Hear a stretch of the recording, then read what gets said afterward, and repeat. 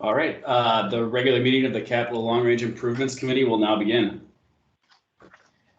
Good evening. My name is Jeffrey Strand. I'm the chair of the Capital Long Range Improvements Committee.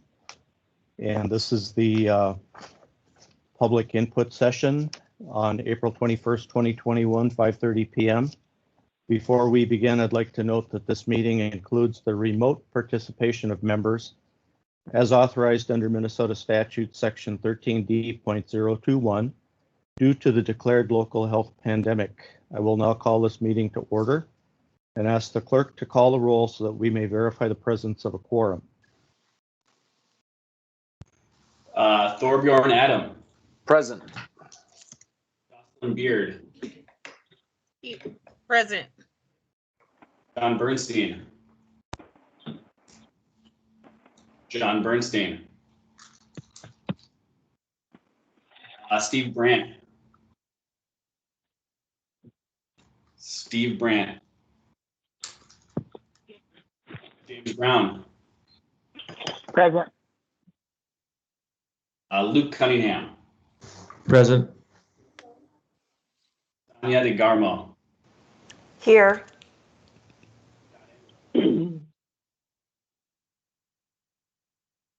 Scott Engel. Present. Amity Foster. Present. William Gullickson. William Gullickson. Risa Hustad. Present. Katie Jones. Here. Matt Kazinka. Matt Kazinka. Richard LaRoe. Richard LaRoe. Erica Mouter. Here. Dan McConnell. Dan McConnell. Dan Miller. Here. George Montague. Present. Also. Present. Todd Schumann. Todd Schumann. Eric Wan. Present. Vice Chair Willie Bridges. Vice Chair Willie Bridges. Chair Jeff Strand. Present.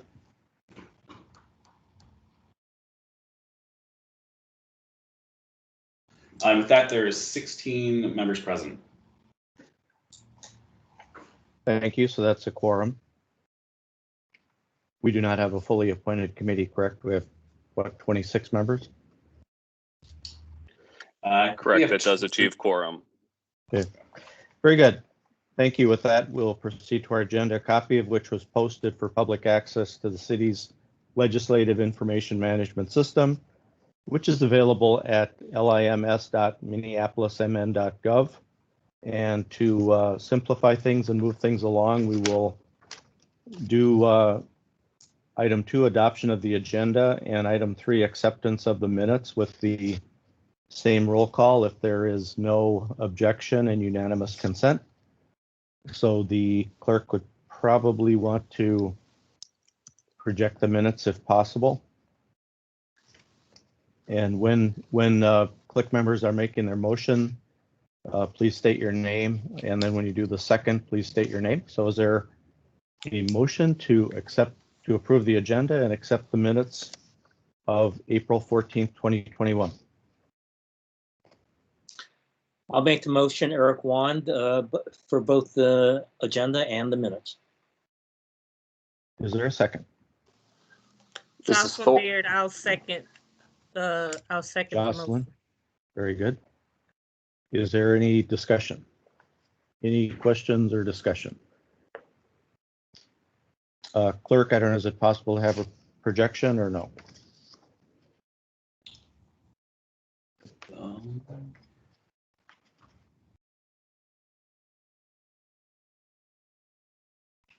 Jeff, can you clarify, do you want something in addition to this? Do you want the full agenda or do you want the minutes from the last meeting? The minutes from the last meeting. Sure, I can pull those up.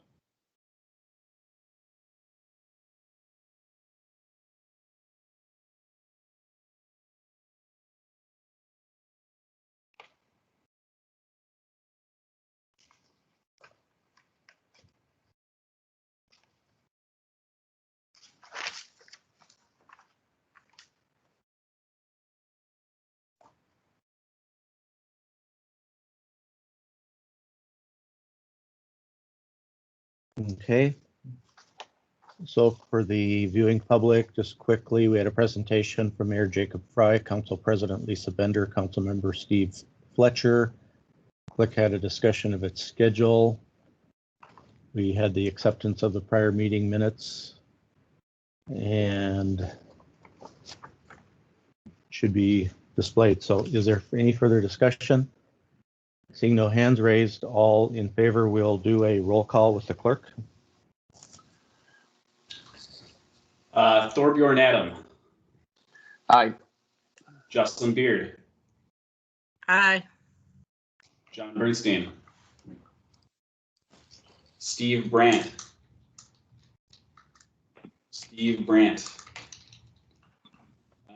James Brown, Aye. Luke Cunningham, Aye. Sonia DeGarmo, Aye. Engel, Aye. Amity Foster, Aye. William Gullickson,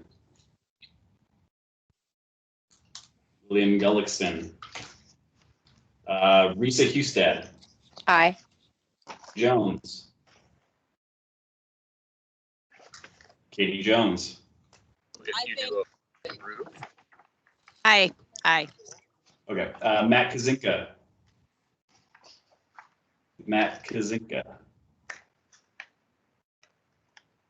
Richard LaRoe,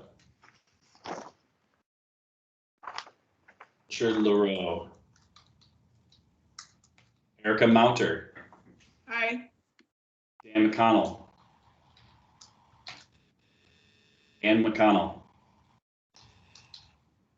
Dan Miller, Aye. George Montague, Aye. Beth Toso, Aye. Todd Schumann,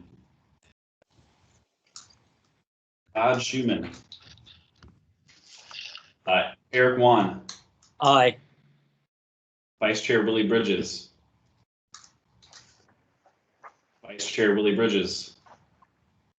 Chair Jeff Strand. Aye.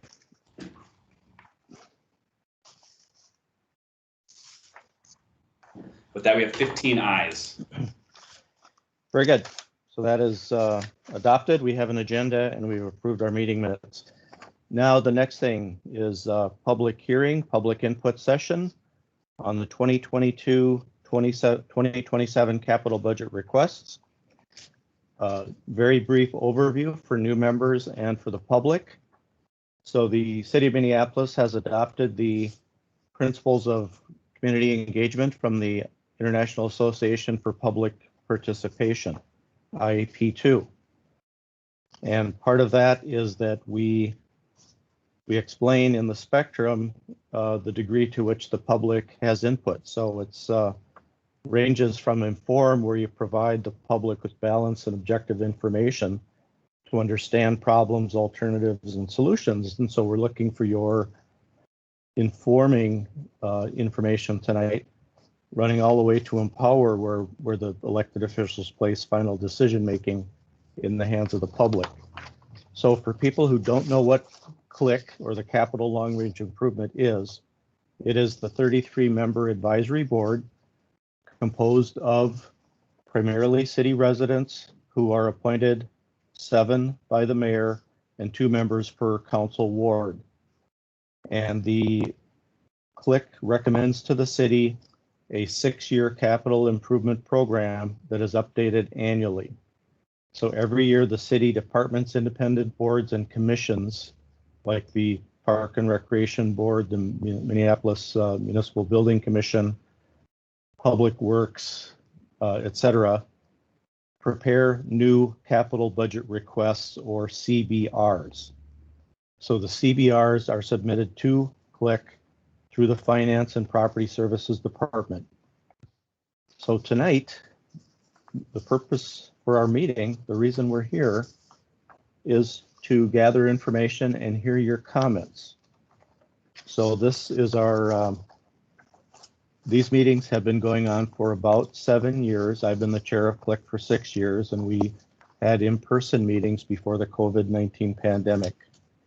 And we've gathered some really valuable information for the committee over this process through this method. So this meeting tonight is being held, and then in addition, just so that the public knows, there's a second public input session Thursday, May 6th at 5:30 p.m. And then there's a joint public hearing with the Minneapolis Planning Commission on Wednesday, May 12th at 6 p.m. So it's really important that we, the advisory board members, hear your input. So city staff, did you have anything further? This is a bit more formal than we have in the past. So did you want me to say formally open a public hearing? If so, we'll formally open the public hearing on the CLIC input session. And I know that we had one city resident, Eric, who was in attendance.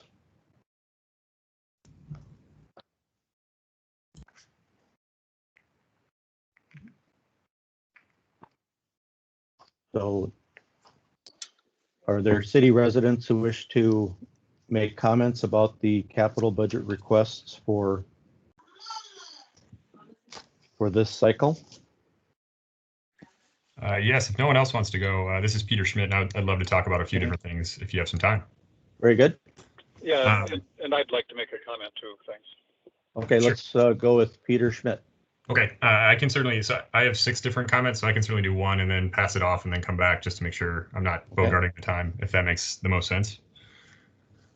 So my first comment is generally around signage and signals in the city, so largely into the public works part of CLIC. And particularly, I wanted to focus on 3 elements related to the MUTCD, being near side signals, no turn on red signs, and mirrors across from blind intersections. As you may know, the manual of uniform traffic control devices is up for revision for the first time since 2009. Secretary Buttigieg has just extended the comment period for another few weeks. And this is a document that's really, it's given oversized importance, in my opinion, compared to the content of the actual document, but a lot of merit is put on it.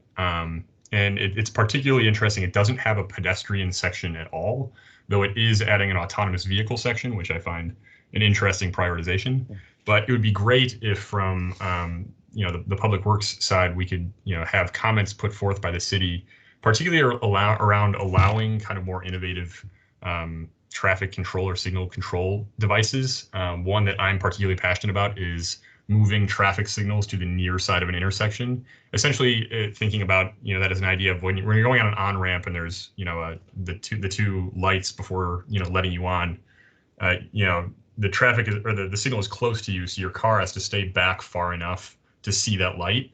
Same concept applies for near side signals, in that you have a traffic signal on the near side of an intersection which forces a car back far enough that it maintains the clarity of the crosswalk.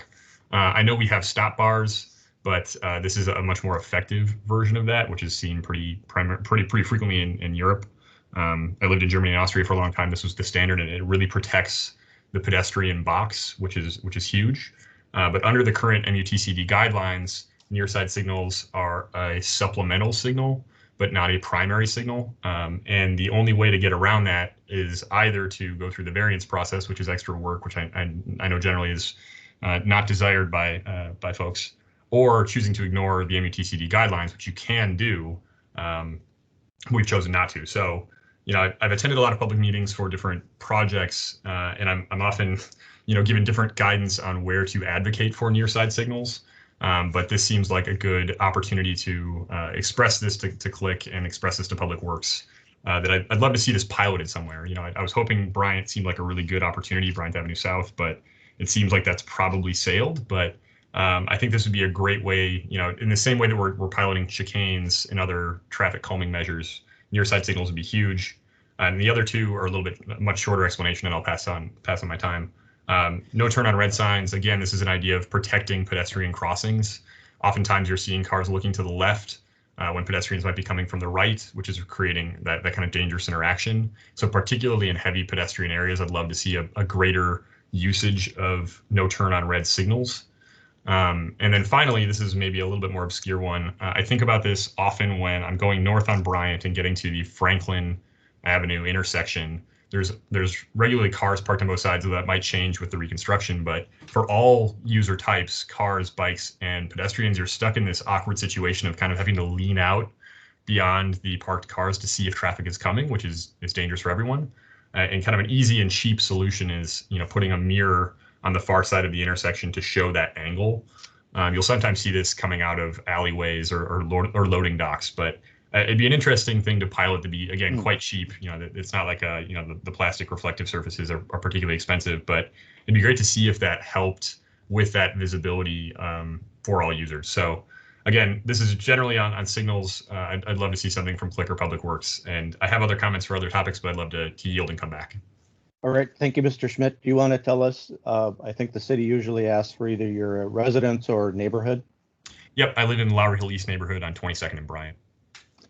And did that consist of 3 comments of the 6 you mentioned, or did you have? That was 3 all under traffic signals. Okay. And, okay. MUTC. Very good. Thank you. We'll come back to you with another round for the next 3. I promise my others are much shorter.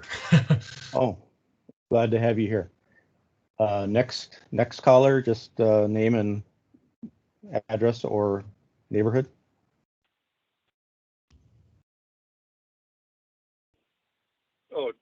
Jim Hagan on 47th Avenue South. Yes, Jim I don't know Hagan. if I'm live or not. Yeah. You are good. Oh, great. Yeah, thanks so much. Thanks for the chance for the engagement here. I had several questions, comments related to a problem we have with our water main on the 3800 block of 47th Avenue South. Fundamentally, it is a dead end. It's a non-circulating main, so it has problems with stagnant water, and it's one of the almost 100-year-old mains that has a lot of iron in it. So it needs very frequent flushing, which causes a lot of problems. The first flush of the season was today, and one of the neighbors came out and had no water pressure at all. Sometimes they come out from the shower like that. And then it causes a lot of damage to the interior of the house by shooting rusty water through the house. Anyway, so the concern is we've had communication with the Department of Public Works, and we can't identify any plan to fix, upgrade, replace, or maintain this part of the capital infrastructure. And I was curious, in your last report from 2020, I noticed that you had a comment, the Click had a comment that was, please, we recommend providing an inventory of the infrastructure for sewer and water and a plan for how this would be maintained. So, you know, it's obviously a lot of old pipes. And I wondered if you have a response from anybody, or if you expect a response from anybody to that. I'm not sure who the audience for that comment is, but I would be curious to know if there is any plan, and what motivated you to make that comment. What was the concern that you all had, that you had the same thought I did, that it would be helpful to have an inventory and a plan to prioritize replacements and repairs? Thanks, Mr. Hagan. I think what I will ask is our, first of all, I want to say it's impressive that we have a resident who actually read the Click report. A positive note there. And I'm going to ask our transportation task force vice chair or chair. The vice chair is here. Katie Jones, perhaps. I have the report in front of me. Hi, yes, this is Katie. And actually, I seem to recall that I thought, Eric, you were the one who authored that comment. So I may throw it back to you. Mr. Chair, if I may take that question. Yes, Eric Wong. Mhm. Hi, my name is Eric Wong, and I'm the chair of the Human Development Task Force. However, I did author that comment, which came through the entire CLIC committee. The thinking there was that we know that the capital infrastructure across the country is in bad shape, and given that we know that the administration is likely to push some funding to rebuild the infrastructure of the country, we needed an inventory. The priority given by the federal government is generally for shovel-ready projects, which means if you have the inventory and you can identify those areas needing specific help, you get to the front of the line. So that was our thinking on why we should have an inventory developed for the entire city. I hope that helps. Oh, that really does. I mean, that makes total sense. That was part of my question about do we have the list of things that are shovel ready to take advantage of this? Because we certainly have a lot of need for funding for this. So what is the answer when you make that recommendation in this official report? Do you have any expectation of a response from anybody? Yes, we do, Mr. Hagan. The committee expects that you said the audience for the report, of course, is the mayor and the city council members and the professional city staff who are responsible, but the general public also. And yes, it is an expectation of the CLIC committee that we do get responses and answers to the questions posed in the prior year report. And this hearing is really early. Members literally received the capital budget requests, I believe, on Monday, that were due around the 15th. And so we are just getting them, and we have hardly had time to look at the requests and start to digest them and to listen to the pre-recorded presentations from the agencies and departments. And we have a half-day meeting this coming Saturday for committee members for a Q&A, question and answer session. So we do follow up, and we do expect to have points raised responded to.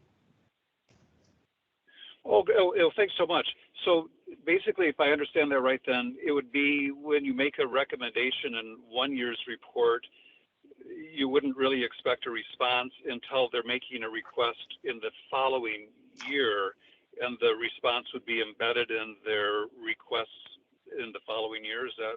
Did I understand that right? That may be the way that it takes shape. It looks like Eric is wanting to respond, or other. Yeah, I understand your question regarding the follow-up, and part of what we have here is the CLIC is a volunteer group of people who come together primarily to review the requests that come in at the beginning of the year, and our opportunity to review what's done comes with the next cycle. So we're going to be looking at what we suggested or what we advised the mayor and council on last for the 2020 to 2026 timeframe. I would repeat what Jeff said. We've just received these requests, so we're not quite sure what's in there yet, and we'll know more over the next week. Right. That's it. And I might suggest to both Mr. Hagan and Mr. Schmidt a further opportunity where your comments are transcribed and put verbatim into the CLIC report will be that official joint public hearing with the Planning Commission on Wednesday, May 12th at 6 p.m. And so you should, I'm sure if you reach out to the city staff helping manage this meeting, they perhaps can help you sign up for notice for that meeting. So Wednesday, May 12th, 6 p.m. Okay, I have note of that. Thanks very much for that. So to find the answer then to what would you suggest for me then to find the answer to the question that was highlighted in the last year's report? What ward are you in? 12.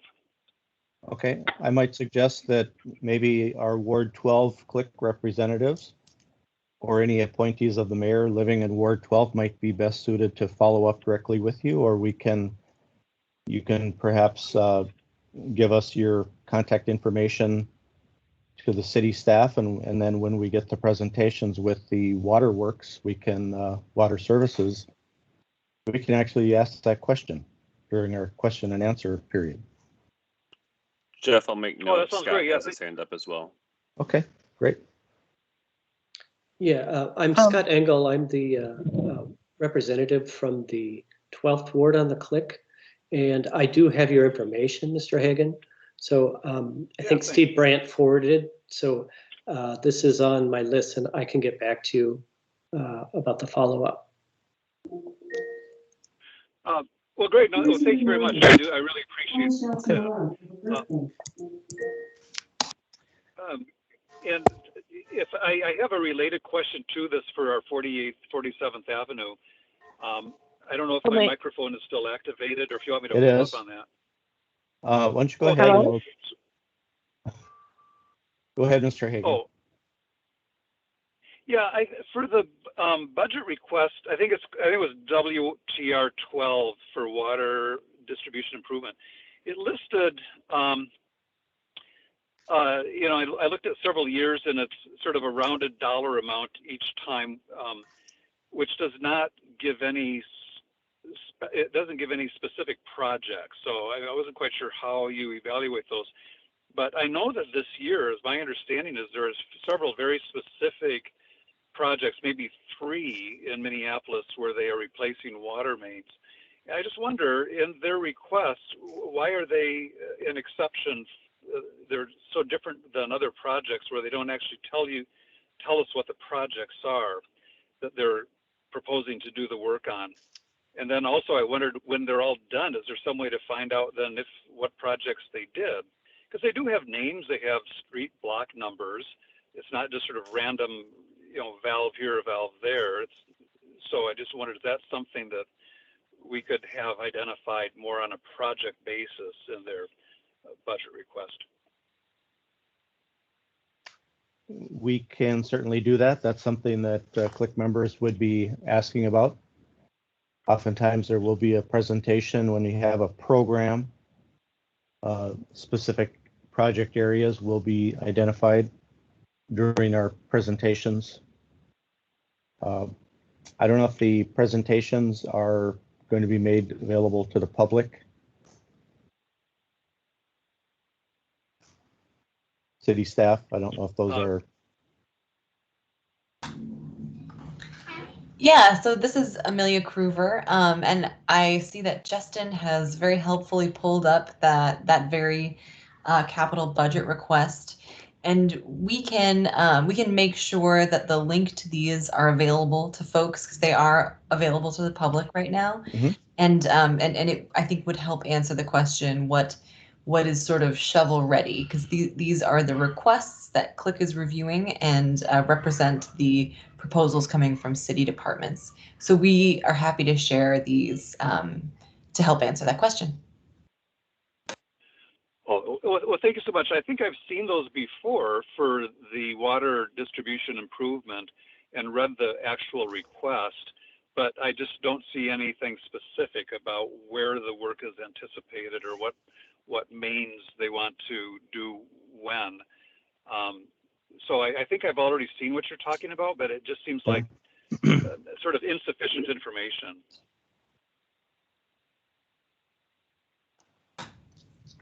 Once again, Scott Engel from your ward may be asking that question about your specific location that you asked about, 48th, 47th Avenue, and they can perhaps get back to you with that question as well, if you're willing, Scott. Okay. Well, Scott, Amelia? thanks very much. I'll be in contact with you directly then. Thank you. Appreciate that. And I know there is another person on our block who has the same issues with perhaps different questions, but I guess I'd like to yield my time back to other people. I appreciate your responses so far. Thanks very much. And I know someone else from our block has a limited time just to get in and has another meeting tonight. So thank you. Okay. All right. So we have Mr. Schmidt has a second set of comments, but is there a person who hasn't yet spoken, a resident? Wendy Hahn. Wendy Hahn, and would you give us your Hello. neighborhood or Hello, your approximate residence? Sure. I'm Wendy Hahn. I'm at 3824 47th. So I'm on the corner of 47th Avenue South and Dowling, right where the dead end hydrant is located. Okay. And I have to tell you that it's when I run a bath, it's bright orange. My water's always brownish colored. I have multiple filters on my water, but I've lived here about 19 years, and it's kind of disturbing to think I've been drinking this water for so many years.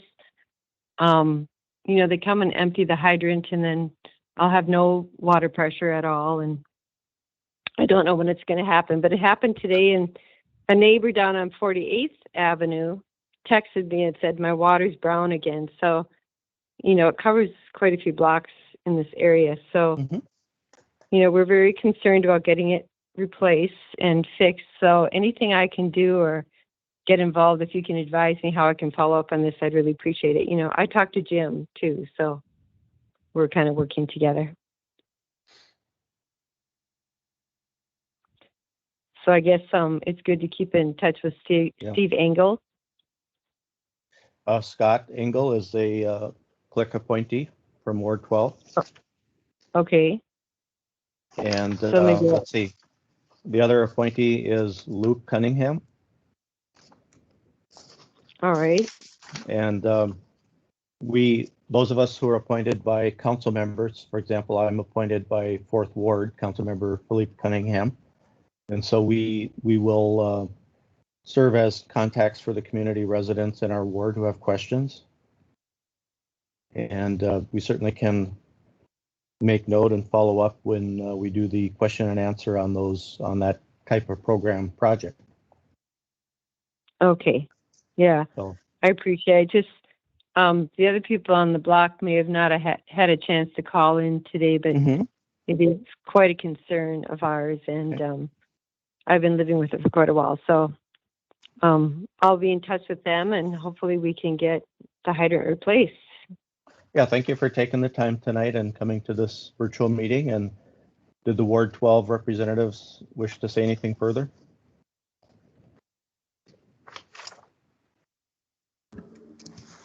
Not to cut you off, Scott, but I have taken notes on both of these issues from Jim and Wendy, and I also have Jim's contact information. I don't have Wendy's. If Wendy, I'll send an email to Jim so that he has mine, and then maybe you know, he could connect the two of us along with Scott, and you know, we'll make note of your comments in the the Saturday session. Okay, thank you very much. Appreciate that. Yeah, thanks for calling. Thank you, Luke. Thank you, Luke. Very good. And as I mentioned to the other gentleman, Ms. Hahn, the joint public hearing with the Planning Commission, if you wish to attend, those meeting minutes are transcribed and go right into the click report. So that will be Wednesday, May 12th at 6 p.m. So you may want to calendar that to attend and make your comment there as well. So then do we have any? Very good. So any other members of the public who have not yet spoken?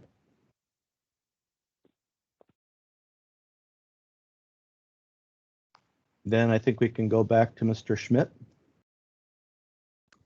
All right. I also noted the public hearing. I will use this as a quasi dry run to get my kinks out then as well. My next couple comments are related to various bike infrastructure pieces around the city. Some are my own opinions, and some are also folks that that I'm friends with that couldn't be at the meeting tonight. The first is under BP 003. I would love it if we could increase the prioritization for Cedar Lake Trail and Greenway resurfacing.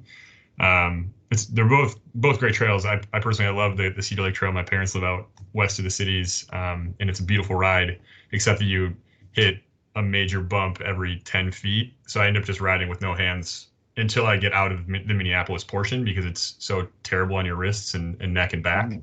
I know this is in the plans, but I just would love to up the priority. And I know with the Greenway, now that the bridge construction is done, it'd be great to get resurfacing since that trail got beat up pretty bad during the bridge work. So any way to move that up.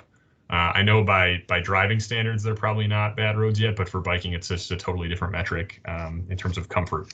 So just want to advocate for those two. Next one on bike infrastructure is a friend of mine was just lamenting, lives in North, and would love to see some more bike infrastructure around the Lyndale Avenue corridor. It's it's a great opportunity, but it's very difficult to use as a bike rider at the moment. It doesn't really have any protective infrastructure. You're either kind of stuck riding in tight, pretty fast traffic or on the sidewalk, which we're not supposed to do.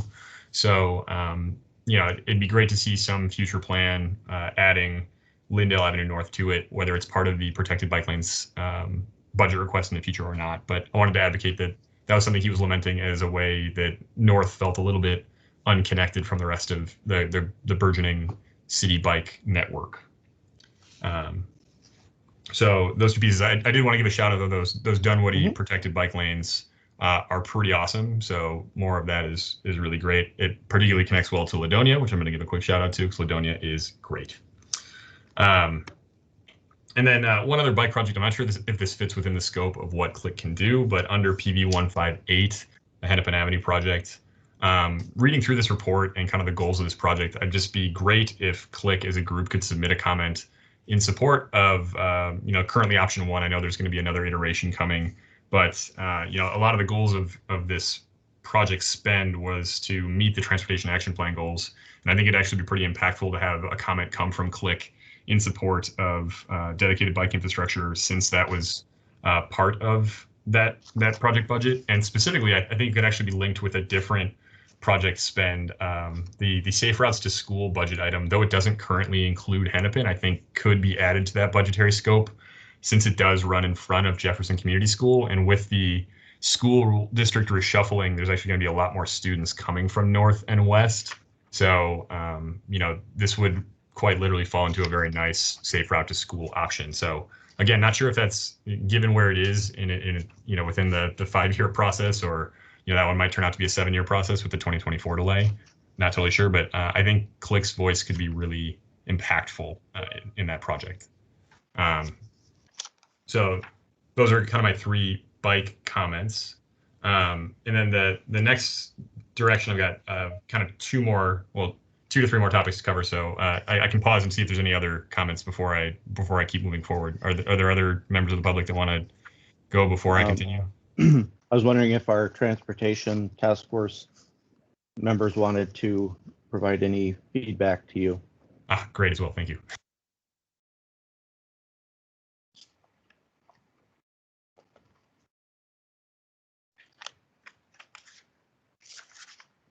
Apparently not. So. I'll just keep Sorry, firing. Sorry. There we go. Chair. Yeah, my call dropped as you were, I think, calling on me. I think those. I mean, I guess I don't really have that much to add, but thank you for the comments, and we'll definitely discuss them at our transportation task force meetings.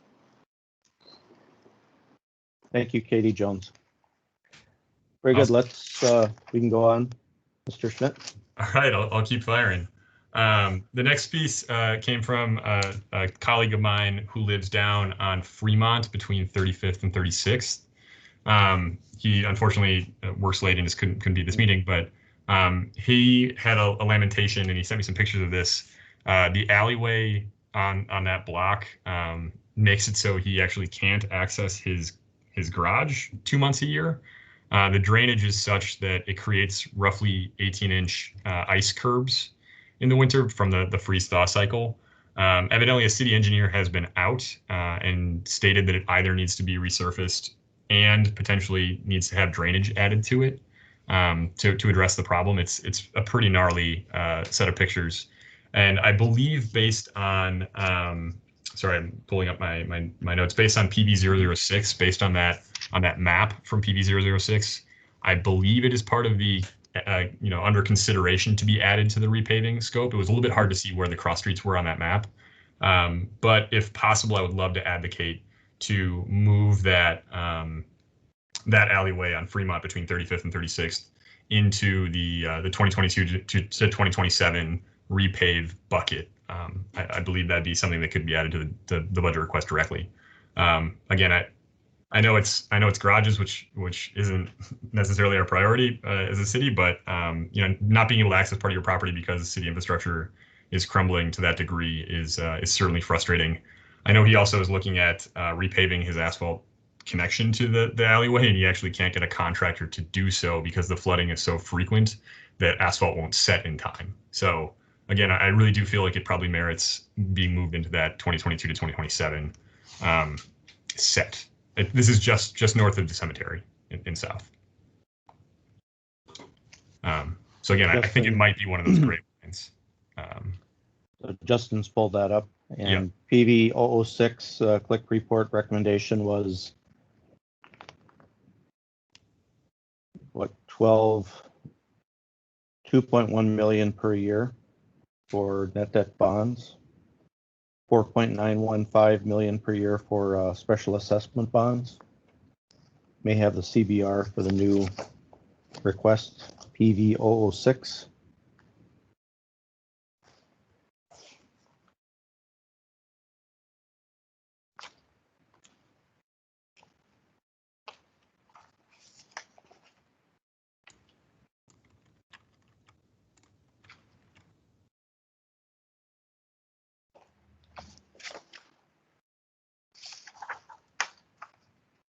I may have been looking at the wrong line, but I'm also looking at the capital budget decision summary from end of 2020.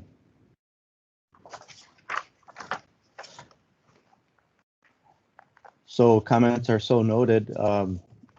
We don't have the technical capacity here, but if your neighborhood friend for the joint public hearing, we did have people who submitted electronic reports, including photographs. Okay. I can certainly work with him to get that submitted ahead of the public hearing as well. Very good. Any click member responses on the comments on PV 006?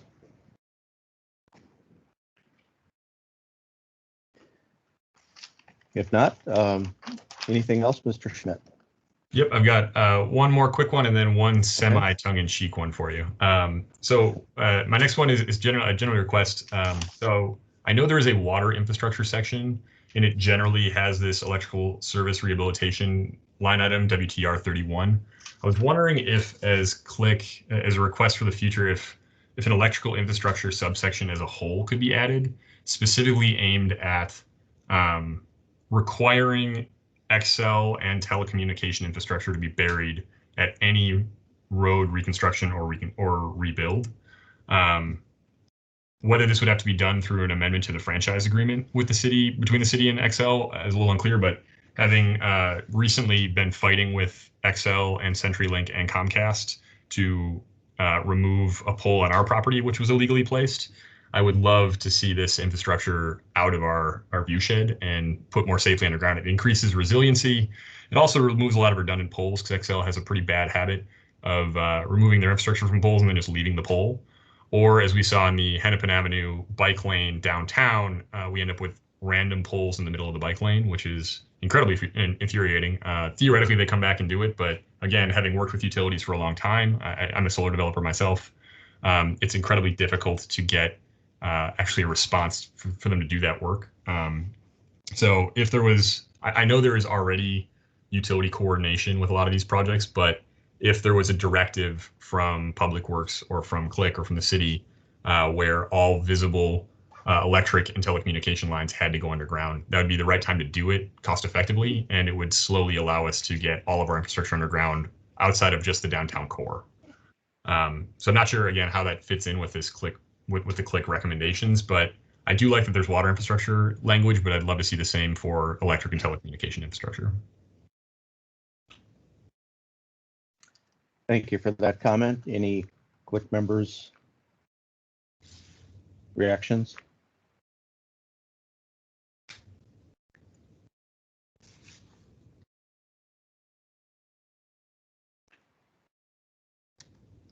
I don't see anything, but comment so noted.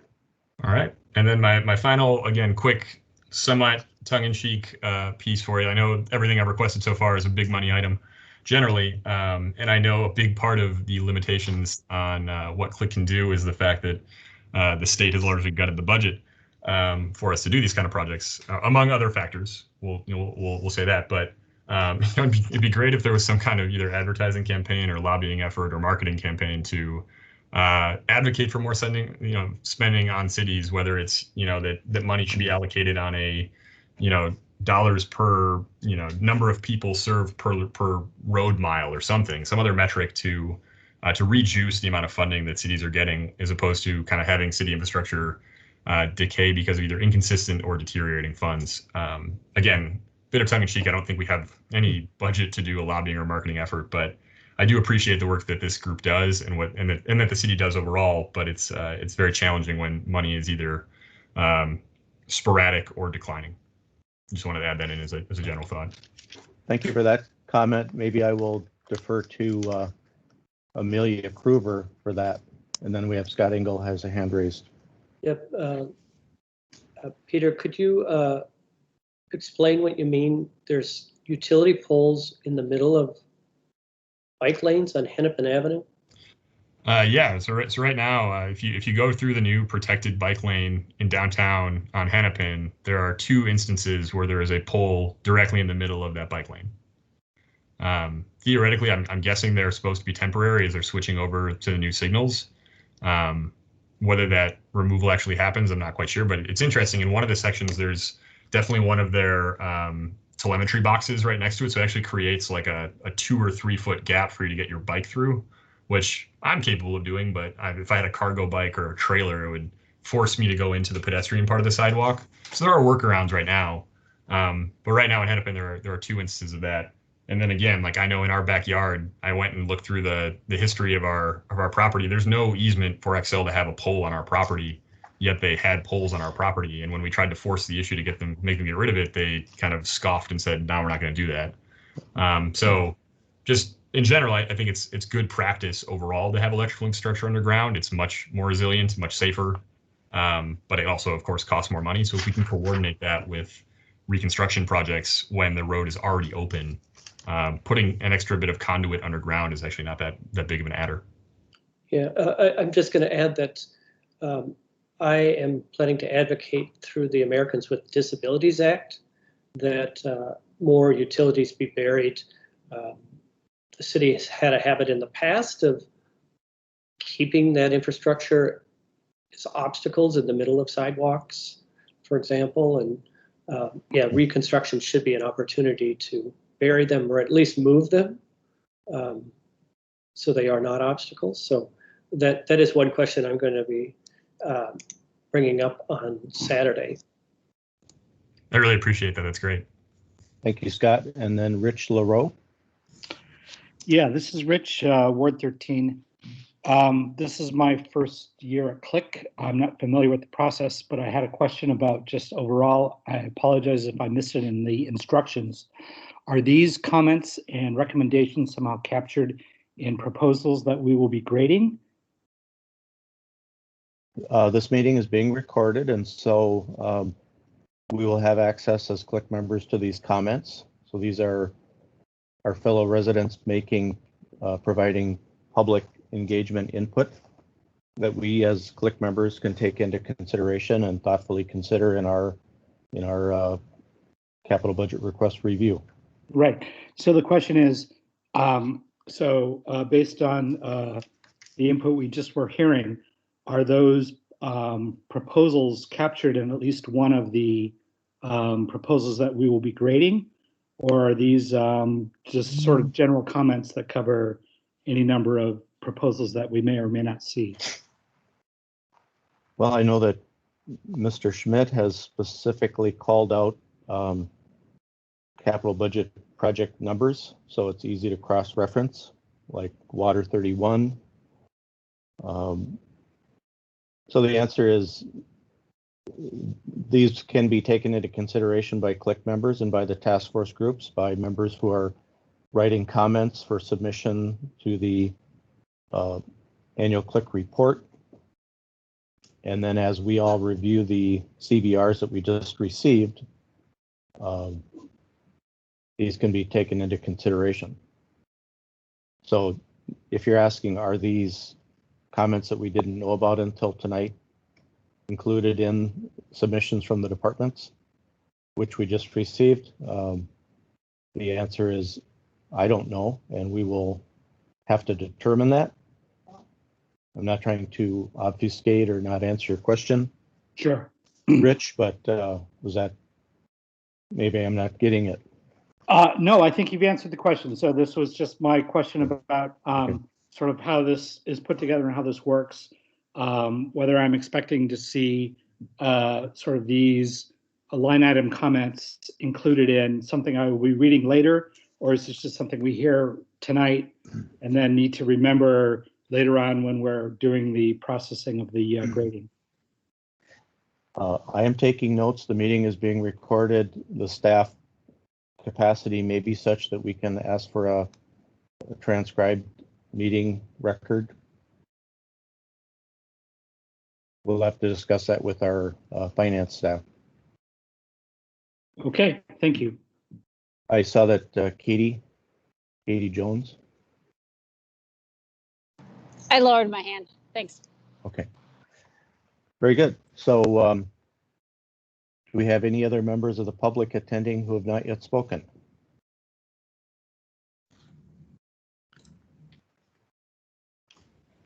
Sorry to butt in one more time. I just realized I forgot to mention the budget number for my first set of comments, the signals. I think they would fall conveniently under TR022. TR022? Yes, it's a traffic safety improvements under traffic and parking. Okay. And I did want to ask Amelia if she would respond to the, I know from experience, the city has a robust intergovernmental relations department. Yeah. And so I'm sure that the city is there to lobby at the state and federal levels for increased infrastructure funding. Yep. Happy to answer that question. So we do have an intergovernmental department that works. We have a policy agenda that the city puts together. We put it together in a process that happens every year. So departments will bring forward their policy change ideas. They'll be sort of ranked and prioritized, and we'll sort of pass through council our priority for policy making in the next year at the state level. So I think that bringing these ideas up when we talk particularly to departments in the next couple sort of half-day meetings where we're asking questions directly of departments is a great idea, so that these policy changes can sort of start with the departments most impacted.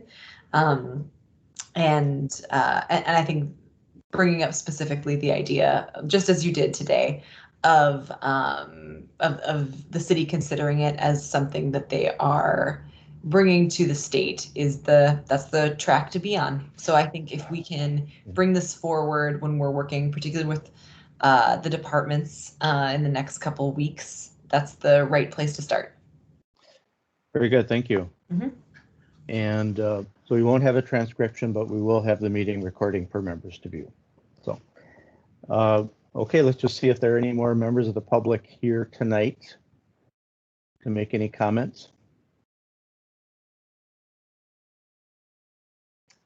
6:28 p.m. Last call for any members of the public to make their comments. Not hearing of any other additional residents. I want to thank the residents who attended tonight. Do any CLIC members have any further comments before we close the public hearing? So we'll close the public hearing. And with that, members, we've actually completed our agenda for tonight. Any comments from staff or members before we conclude? Give people back a little bit of time. Justin? So with that, I'll start our concluding language for our virtual meetings. Eric Wong. Yeah, a quick reminder regarding Saturday's budget presentations by the Department of Public Works. That meeting on Saturday begins at 8 a.m. and runs until a bit after noon. So please check your calendars and look forward to seeing you all on Saturday morning. And Dan Miller. Yeah, just a question. It'd be very helpful to have the rating sheet for 22-27 before the meeting this Saturday, if it's possible. It's just helpful to begin to do a rough out of projects as the presentations are being made. Yes, Dan, I believe from our executive committee meeting lunchtime today, city staff will be sending that template out. Amelia? Yep. I was just going to say, I think those are coming out right away. We've sent that out to for a final review from our internal and executive team members, and we will send that right out to you as soon as we fix anything that needs some last minute corrections. Okay. Thank you.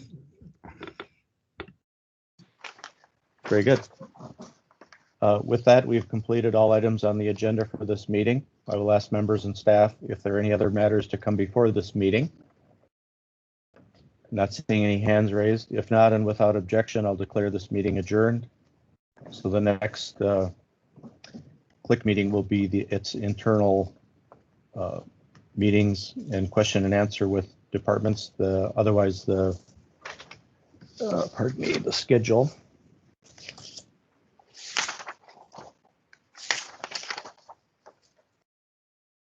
So we have a presentation session Saturday, April 24th, 8 a.m. to 1 p.m. And then our next actual full task force meetings of CLIC are Wednesday, May 5th, noon to 1:30. And thank you, everyone. With that, we're adjourned at 6:31 p.m. Thank you. Thank you. Bye.